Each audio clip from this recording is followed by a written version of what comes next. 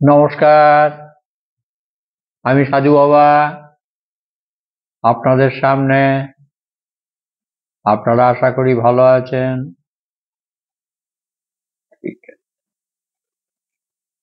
আগামী 29 তারিখে ফাল্গুনে আমাদের আশ্রমে তো দীক্ষা দিবস, আর ওই দিনই হচ্ছে দোল পূর্ণিমা। এই দোল পূর্ণিমায় যে রাধা গোবিন্দের দোল উৎসব, সেটি কি? সেটি হচ্ছে একটি ভালোবাসার একটি মুহূর্ত, যে মুহূর্তটি আমাদের সবার মনে প্রাণে আমাদেরকে আনন্দ দেয়। আর সেই আনন্দে আমরা সারা বছর থাকি। আবাল বৃদ্ধ বনিতা, সংসারী অসংসারী যারাই আছেন, তারা সবাই ওই রাধা গোবিন্দের যে নিষ্কাম ভালোবাসা, যে প্রেম, সেটা কত গভীর এবং কতটা হৃদয় জুড়ে আমাদের মধ্যে রয়েছে, তা বলা খুব কঠিন। যাই হোক, যে যেরকম ভক্ত, যে যেরকম ভালোবাসে, তার কাছে তেমন। তো একে অপরকে ভালোবাসা এবং কিছু চাওয়া পাওয়ার পরিপ্রেক্ষিতে নয়, কিছুই পেতে আশা করি না, কিছুই চাই না, তবুও তাকে ভালোবাসি। এই ভালোবাসাটা কোথা থেকে আসে গো? এই ভালোবাসাটা হচ্ছে শুধু গুণের। ভালোবাসার পরিপ্রেক্ষিতে শুধু ভালোবাসাই পাওয়া যায়, তাই না? তা এই ভালোবাসাকে আমরা যদি ধরে থাকি, বা আমরা যদি এই ভালোবাসাটা নিতে পারি, একে অপরের প্রতি যদি ভালোবাসাটাকে জ্ঞাপন করতে পারি, তাহলে আমরা সেখান থেকে ভালোবাসাই পাবো। আর ভালোবাসায় কি না হয়? ভালোবাসায় সব হয়, তাই না? ভালোবাসতে জানতে হয়, ভালোবাসতে শিখতে হয়। হ্যাঁ, তা আপনি যদি ভালোবাসতে পারেন, তাহলে ভালোবেসে সব কাজই উদ্ধার হয়। সমস্যা তো দূর হয়ই, আবার নিজেও ভালো থাকা যায়। তাহলে এই দোল পূর্ণিমার দিন ভালোবাসাটা কতটা মহৎ, কতটা সুন্দর।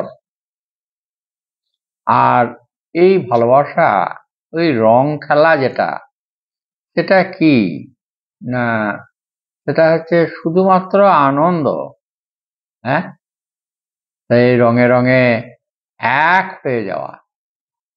দেখবেন এই রং খেলার দিন এই কেউ কাউকে চিনতে পারে না, সব এক হয়ে যায় রঙে রঙে, না? তাহলে এই যে এক হয়ে যাওয়া, তার মানে আমরা সবাই সমান হয়ে যাই রঙে। আবির, রং, কত কি থাকে, সব রকম রঙে মিলেমিশে আমরা সবাই একরকম সেজে পড়ি। হ্যাঁ, এই সাজাটা যেমন এক হয়ে গেলাম, তেমনি আমরা আমাদের যে ভিতরের যে চাওয়া পাওয়া, আশা আকাঙ্ক্ষা, হ্যাঁ, দেওয়া নেওয়া, যে সমস্ত যা যার গুণগুলো রয়েছে, সেগুলোকে যদি সমানভাবে একে অপরের সঙ্গে শেয়ার করে আমরা যদি মিলেমিশে এক হয়ে যাই, তাহলে কেমন হয় বলো? কত সুন্দর হয়। তবুও আমরা এই দীর্ঘদিন ধরে দোল উৎসব পালন করে আসছি বটে। ওই দিনটা খুব হই হুল্লোড় করে রং খেলা হয় বটে, কিন্তু একরকম দেখতে হয় সবাই ঠিকই, কিন্তু এই মনের দিক থেকে চান টান করলে আবার সব যে যেখানে সে সেখানেই হয়ে যায়, তাই না? এইটা নয়। আসলে ওটা হলো বাহ্যিক রূপ। আর আমাদের অন্তরে যে একটা ভালোবাসা আছে, ভালোবাসলে দেখবেন যাকে আপনি ভালোবাসবেন না তার দোষ ধরা পড়বে না। এই দোষ ধরতে গিয়ে আমাদের ভালোবাসাটা কম বেশি হয়ে যায়। তাই দোষ খুব বেশি ধরতে নাই। দোষ ধরলে আপনিও দোষী, আর যে দোষ করেছে সে তো দোষী বটেই, তাই না? তাহলে এই দোষ না ধরে শুধু ভালোবাসতে হবে। আর ভালোবাসার মধ্যে দিয়ে এই দোষগুলোকে সরিয়ে ফেলতে হবে। তবে তার সঙ্গে গন্ডগোল করে ঝগড়াঝাটি করে ওই দুটো গালমন্দ দিয়ে নয়, ভালোবেসে। ভালোবেসেও কিন্তু দেখবেন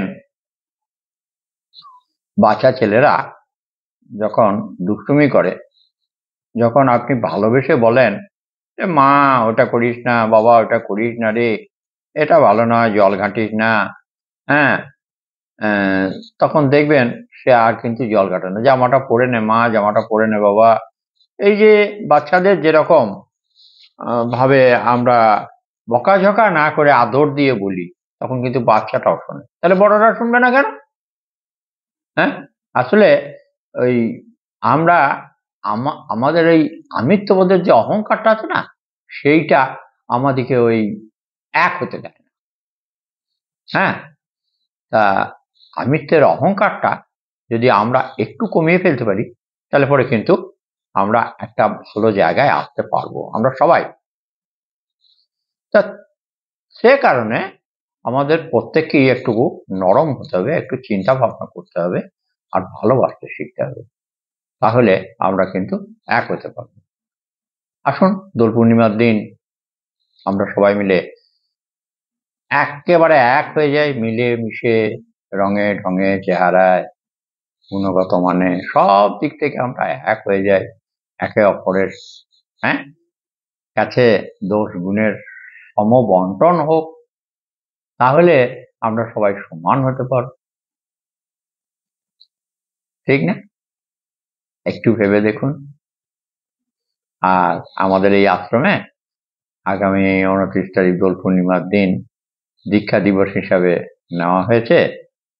অনেকেই আসবেন হয়তো দীক্ষা নিতে, দীক্ষা নিতে আসবে, তাদেরকে দীক্ষা দেওয়া হবে, এটুকুই আশা রাখছি।